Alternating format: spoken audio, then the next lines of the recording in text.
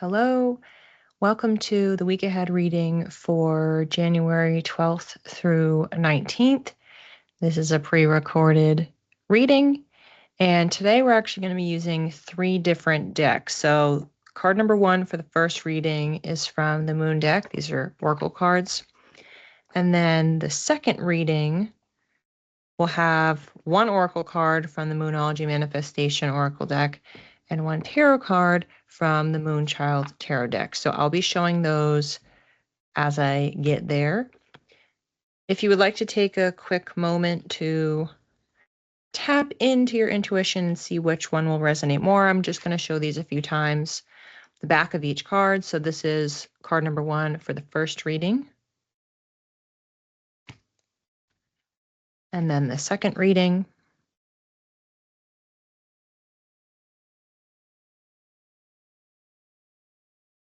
First reading.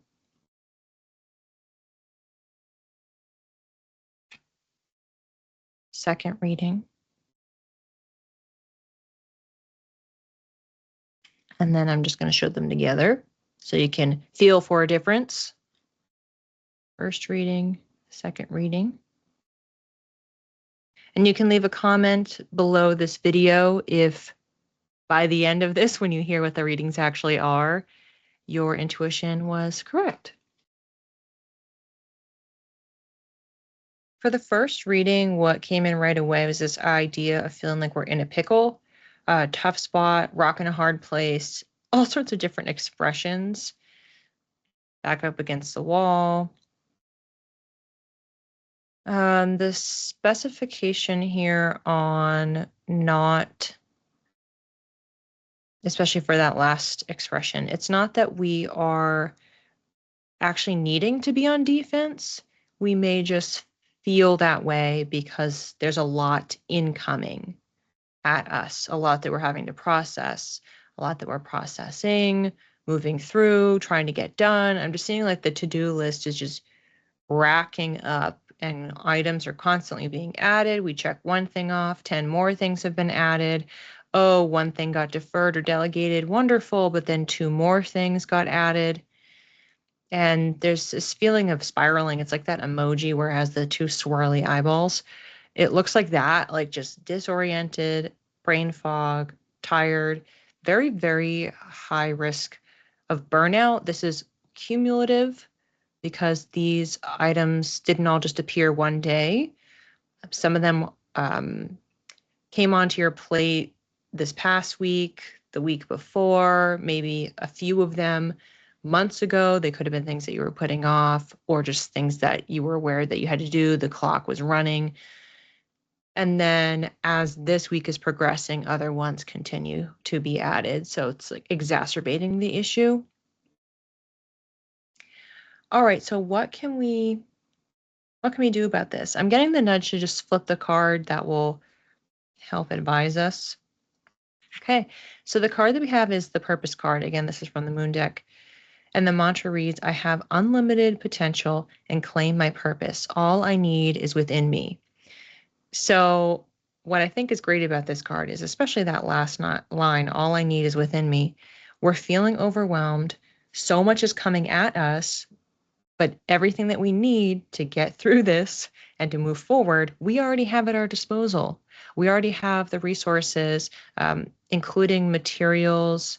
So that could be programs, technology, innovation, etc., as well as people resources. So again, maybe we just need significantly more dialed up delegation, putting things on pause. I just keep seeing like we're hitting the play pause button on anywhere from 25 to 50% of this list. I know that sounds daunting, but it's like drastic times call for drastic measures, and that's the energy that we have going on. I do like the visuals that we're getting that accompany this card because she has the power, so her true potential. So we can hit that pause, hit that play button, decide that something has to be delegated out, that it's not the right time. or may never be the right time, aka you're trying to like kick off your plate. I'm saying like there's certain items on this list that it's like we're lighting them on fire. We're like, goodbye. I never want to look at this or think about this ever again. I don't need this. This was not necessary to be delegated to me. And I'm realizing that because I'm realizing I want to clarify there is a card in this deck that has to do with your worth. So it's not about our worth and what we deserve, but we're realizing what we're meant to be doing. This is purpose. What are we meant to be doing? I'm not meant to be doing that. Those tasks do not help me achieve my goals, help me align with my highest self and potential. They are detracting. Obvious caveat here is there's certain things that we must do: eat, sleep, pay the bills, mental health, family time, etc. Those are coming across like there's a degree of the non-negotiables. Those aren't really the things that we should not be lighting on fire and getting rid of. Those are the core fundamentals, the foundational bricks of our house. That is our body, our temple, that we need to maintain life. I'm getting a lot of metaphor here. So if we're saying this is the house and these are the foundational blocks, but we need to live in that, and that meaning the life that we are creating. So our life, our lifestyle, our well-being, our ability to function within this house is contingent upon having those building blocks in place, making sure that none of the bricks are cracking. I'll give the example. Let's say you're not drinking enough water, you're not having regular meals during the day. That's throwing you off, that's giving you more of a brain fog, it's making you feel tired and you're lacking energy, that makes it harder to get certain things done. And then that has a ripple effect into other areas. Oh, I'm tired, now I can't spend time with people. Now I am slower in executing my tasks because I'm having trouble with processing information, thinking clearly. So we need the bricks to be solid. We need to check that foundation, make sure all of those pieces are in place, they're looking good. And then anything else from there is accessories, it's decoration, it's decor for the house. So we need the foundation aligned with our purpose, and then how we're choosing to decorate, the style, the aesthetics. Those should be oriented towards what make us feel aligned. So when you walk into a room or you walk into the front door of the house, just to keep this simple, do you feel stressed? You look around, oh, it's a mess. I can't even look at this. I'm heading straight back out the door the way I came in. That's what we're doing in this analogy here. We want to make sure that however we are orienting the insides of the house, the remaining items outside of the non-negotiables on the to-do list, that they are supporting us to live in flow and help us with long-term goals. I'm seeing a visual of water flowing right away, emphasis on calm, it's not about the flow. The water isn't stagnant. There's really, really small ripples. So it's soothing, it's calming. It's like somebody, this is just the visual I have. It's like if somebody like pouring water on your head and it just slowly drips down like that, not reset, but like, again, very, very centering relaxation exercise. And I was getting to just have that initial image and then jump right into the first card and then continue reading. So reminder, first card in this second reading is from the Moonology Manifestation Oracle Deck. What a great pick. Full moon in Scorpio. Breathe through the tension. Scorpio, obviously a water sign. That's the visual that came through. We were talking about relaxing. I had the visual of, okay, we're just like letting it out, having that tension release. So this is perfect. This is giving breath work in addition as an example for an exercise. So it seems like this group here, for people that are slotting into the second reading, we're really tapping into wellness. We're fully, again, not recharging, not resetting, but rejuvenating. We're rejuvenating what is going on with our system, how we are living in flow. So different than the first reading where it's like we're in alignment and we want things to flow. The second reading is like that we are in flow. This is very much more wellness and body related versus circumstantial and how we are connecting to that and the impact it's having on us. Now the language that's coming in, it's about getting things in order, but it's not regimented. It's not like what we were talking about for the first reading of the to-dos, but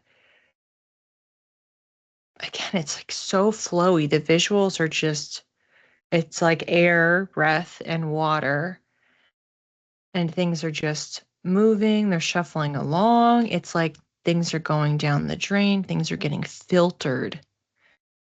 That's the better verbiage, I think. So we're filtering things out, we're cleaning, we're clearing. Some of this could be literal, but it feels like 80% this is metaphorical. So maybe 20% of people actually are putting time into cleaning or clearing. Again, we're talking about us and our personal wellness.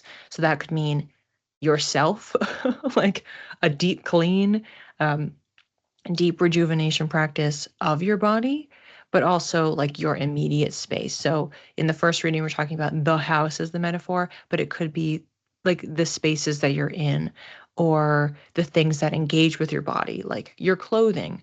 So you are maybe filtering out your wardrobe and allowing, it's definitely giving the energy of like chi, that there is flow, there is movement, and that you're able to tap into and connect to that energy. Filter out what is stagnant because, again, we're trying to have a gentle ripple, the ebb and the flow of our energy moving. Whatever strikes your fancy, so you can pick what resonates, what works for you, what sounds fun but relaxing. Again, we're going for calm. We're going for whatever you think of when you hear rejuvenating. We're doing that this week. Second card. Yep. Okay. So our second card in this reading is from the Moonchild Tarot Deck. So we have a tarot card. Okay. When these cards have a sense of humor, you can do nothing but laugh. So we have the Lover's card. The thing I must point out, one, this is super washed out, but they are standing in water. So there's water here, there's water here. So both of these got the water visual, which is amazing. This card, obviously you hear lovers and go, oh, it's relationships. It doesn't necessarily have to be a relationship because it also can be the peace, the harmony, the oneness, the bringing together, the balance. Makes a lot of sense in the context of like the divine masculine and feminine. So what you can't necessarily see here because of the lighting, but contained within them, they look like the night sky. So there's the cosmos. So they are representing divine feminine, divine masculine, and they are coming together, linking up, and there's that sense of unity. So again, another really great message that aligns with what we've been talking about for this second reading, because we're taking some action, divine masculine, but it is in tandem, it is holding hands with, it is embracing divine feminine, which is ease. We're not rushing. We're not doing something for productivity's sake. We're doing it for healing, for wellness, for a sense of inspired action, or even creation. So maybe something that is rejuvenating for you is something that is creative. Again, not to be sold or given or gifted, just to explore and be in the present moment. So if that's something that helps clear things out, clear out the stagnation, that's yet another great way. So to recap some of these, we have literal breath work and water, like shower, bath, something to that effect. Anything that is creative for the sake of creation, organizing or swapping out your clothes, your closet, your wardrobe, deep clean of your body, massage, that's a great example. Anything to relieve the tension from your body, to give yourself a reset. I'm getting, if you wanted to exercise, we're trying to keep this as gentle as possible. So maybe it is a yin practice, or it is a leisurely walk, or just some stretching, but nothing super, super intense, because we're going for the slowing down, release energy. All right, two very interesting and in some ways very different readings. I do see the overlap, so we'll talk about that briefly. Obviously, in our first reading, this is where we had the to-do list, and it's hectic and there's a lot going on, and we have to figure out where to hit that pause button, what to light on fire on said to-do list. And we're doing that by making sure that we are aligned with our purpose, that we have our foundation, our basic needs met. And then everything else that is the accessories, that is the decor, has to be in alignment with us, not be off-putting, not be unsettling. And now you could be someone where we were talking about for the second reading, where we are fully leaning into calm, rejuvenation, recentering, physical, body, and everything that is tangentially related to it, reset, clearing, and wellness. So I gave some examples of different activities that you could do, and some of these you could do within the home in your space, aka adjusting your lifestyle, because the home didn't have to be literal here. It's just what is your lifestyle, and it was being represented by a home. So if you're including some of these practices that helps you to not be repelled by your own lifestyle, you being able to calm, reset, um, that divine masculine feminine rather than doing. We're trying to be aligned. That was popping up in both readings. So we're living in flow by how our lifestyle is oriented, allows us to have energetic flow to our purpose. And here it's making sure we're not stagnant, but that we have the flow of chi, our personal energy, and connection to divine inspiration, all that fun stuff, where we feel supported, we feel encouraged, and we feel balanced within ourselves. So this isn't really speaking to what's going on in the outside world. What are the things that I have to do, need to do, must do, think I should do, am expected to do. So that's where if you're someone who is sitting at the intersection here, then you may deploy some of this. So maybe when you're burning some of the to-do items, or you are delegating out and you're hitting pause, you're like, I'm going to book an appointment to the spa. And this is going to be a pause that I'm going to have that's going to help me release some tension, help me reset. So it could be you do one thing and maybe it's big. Otherwise, you could just make a bunch of small little adjustments. So maybe you are curbing having the boundary set for the start of your workday or productivity zone and end of it, or implementing breaks, pauses, so that you can operate at your best, and also to allow yourself to reset, to clear, to calm. Some of the other activities that came through here, also there was breath work. That's a good example. You could just take a breath work pause. But some of the other activities, like if you were swapping out your wardrobe or cleaning your immediate space, these again are things that could be peppered through. Maybe the wardrobe task, if you decided you wanted to pick that one, if that's going through literally every single item, maybe you break it up. And each day or every other day, you do one thing at a time, one drawer. And then it allows you to incrementally work through it. And that way it feels more digestible as a to-do. Again, we're actually not trying to frame it as a to-do. We're framing it as it's an exercise that helps us clear and like reconnect. And that will support us with our long term, because when our space is clear, our mind is clear, our body is clean and clear, then it allows us to do the things that we need to do. And if you're into feng shui at all, reorienting your space, same thing. If you're cleaning, if you're reorganizing, if you are making room or bringing new energies in. That's what you're doing. I was mentioning chi for the second reading. So if you were doing something like that, that can help you align. Maybe you have some crystals, you move them and you put them in certain areas of your room to help you with getting the things done that you need to, or putting by your bedside to help you to have a more restful sleep, whatever it is. If you're interested in learning more about feng shui, in season 2 of the podcast, we did put out an episode about feng shui. If you're interested, we gave a lot of like really good tips, like introductory information, like solid crash course. So if that's something that you're interested, you can definitely check that out wherever you listen to podcasts. It's also in my YouTube feed. You can just go to the podcast section and you'll see it. But yeah, some good food for thought this week. Reading number 1, we're thinking about how we're approaching everything. So thought patterns and how we are relating to the external is really, really present.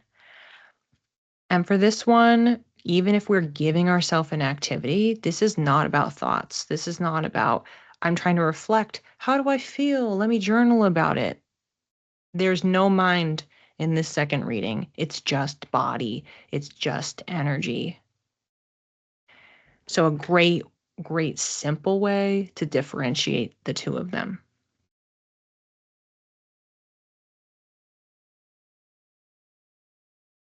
Wednesday, I am doing my astrology part 2 for January 2026.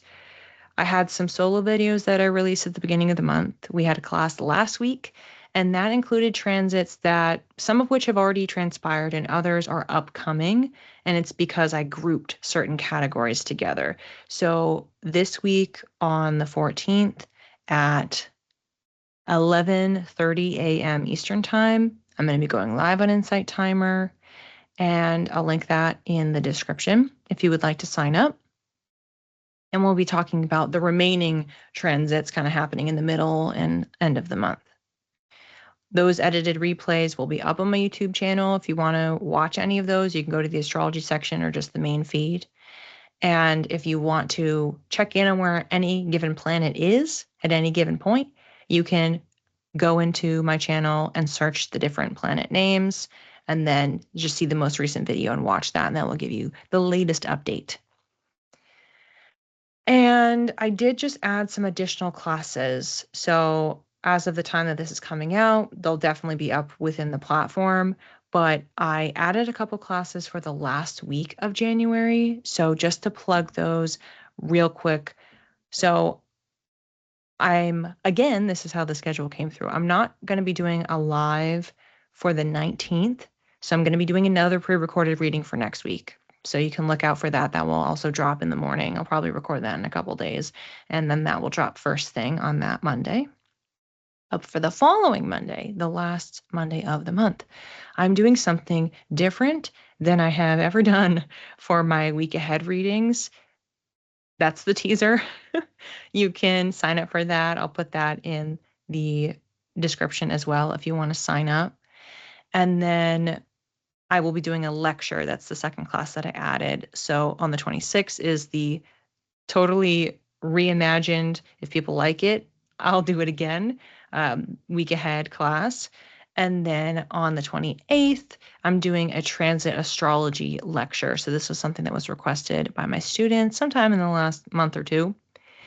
And I finally figured out exactly what I'm going to be talking about and started prepping for it, because then I got all excited thinking, oh, I could say this, I could say that. So that will be coming that last Wednesday of the month. If you would like to attend, then please do. And otherwise, if you would like to listen to my month ahead reading, you can hear that on Insight Timer in the track section. You can also read the transcript for it on my blog, so the January 2026 Psychic Forecast. And if you are curious to learn about any of the other astrology that I talk about in these classes or don't talk about in these classes, you can check my blog, and you can also check out my 2026 Life Path Calendar that has all of the goodies, all of the things, and a lot more content than I'm able to get to in my weekly classes.